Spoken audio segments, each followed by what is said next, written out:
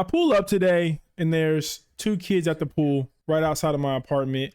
My apartment is like right next to the pool.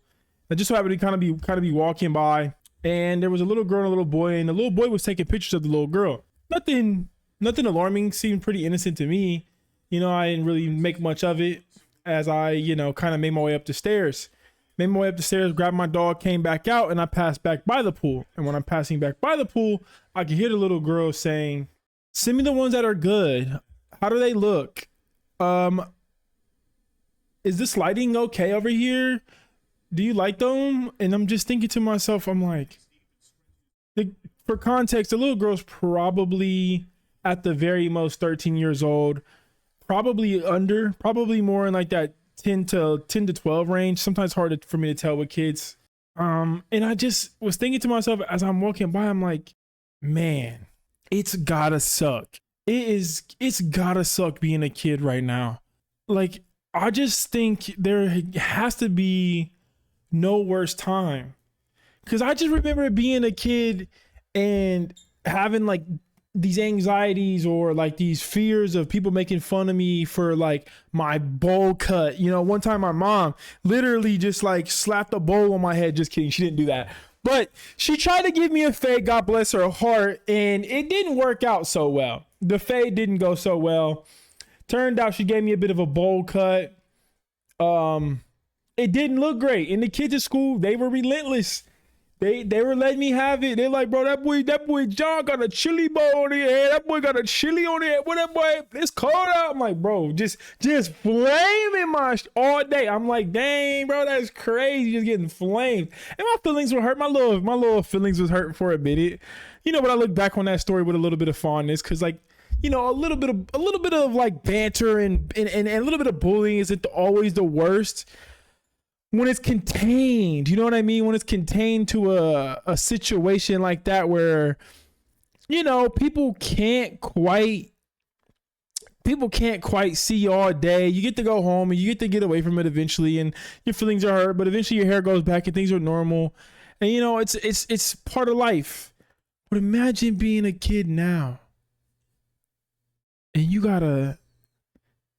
trying to keep up an image for like TikTok and Instagram and I get it. Like, you don't have to post on those platforms. You don't have to, but kids want to, and they want to be a part of, their friend groups and do the things that their other friends are doing. And so inevitably they end up posting on there, and like, they get clowned, and they're always worried about their image. And maybe they don't get clowned, but they're worried about getting clowned. So they're concerned about what people are going to say about them and what their body looks like, what their face looks like, what their hair looks like. And is the lighting okay? And it's just at 12, 13, it's just depressing for me to just like see that and look at that and just realize like, that's what we're up against. Like, I just can't imagine like being a kid nowadays and thinking that everything I do is going to be judged and it's going to be there, and I can't escape it. Even when I'm at home, they can still, I can still, and sometimes, I've seen situations where maybe the kid didn't even post anything.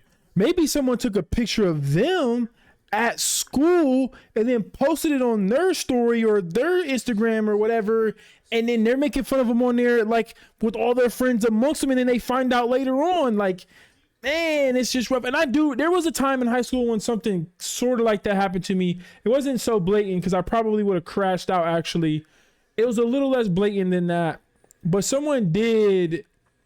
I do remember at one time someone made fun of my shoes and the way I dressed, because I was a little bit rugged, you know what I'm saying? I was a little bit from the streets, not really from the streets, but like a little bit. And I moved to like a suburban school, and like all the kids, they had a little more money, and they was kind of assholes, and they, so I remember one time one kid posted a video talking about, how things not to wear. I remember this very distinctively. And I remember in the video, I can remember they like referenced a lot of things that I would wear, like very specifically. Like, they were definitely trying to make sure I knew that this was like somewhat about me, but without saying my name completely.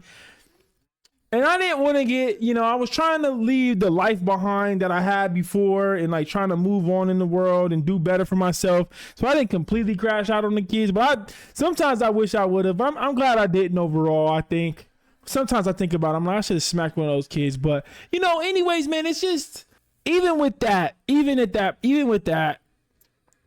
was like, it was an isolated incident. Everybody moved on. No one really cared that much, and things didn't go as viral back then. Like you would get, it would be like amongst your friend group. Like it wasn't an algorithm kind of thing where like a ton of people really would see it too often. But I think young millennial Gen Z parents, I think we really got to do like a good job of safeguarding our kids from this, because like we know, you know what I mean? Like we know about it, and I feel like, the boomers and the Gen Xers and the older millennials, maybe they didn't know as much. So like they didn't maybe have a chance to kind of, push back against it as much. But I think the younger millennials and the Gen Zs, we got to really be the generations to like raise our kids in a way where it's not so bad for them, where we can kind of not defend, but I think just come together as a culture, as a society, and just kind of keep our kids away from this stuff a little bit, like until they're like a little bit older. Like you just like rob them of their innocence in a way.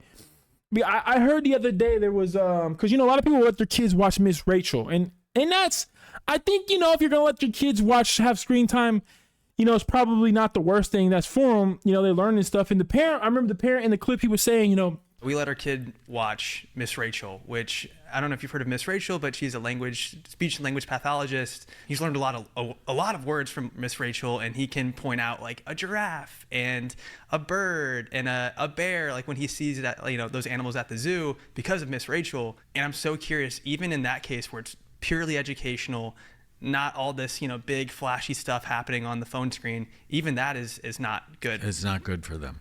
Okay. Yeah, the American Academy of Pediatrics came out and said no screens before 3. Zero, nada, no screen time for a kid under the age of 3. That's too young in their development. You're teaching their brains to associate these high dopamine, videos with. That's the only way they can learn. And that's not, you don't want to teach a young kid that's how they're going to do it, because they need to be able to like sit down and actually have attention and like focus on things without, needing stimulation to do so. Because I haven't watched a lot of Miss Rachel, but I'm going to assume she's probably good at like making cool graphics and, things like that on the screen to keep them engaged. And that's fine. I think she's probably a net positive in the world, most likely. I don't know for sure. I haven't watched enough for her to say, but I think she's probably a net positive. Is it what we need to be doing for our 3-year-old? Maybe, 4, 5, 6, maybe we can start slowly introducing screen time.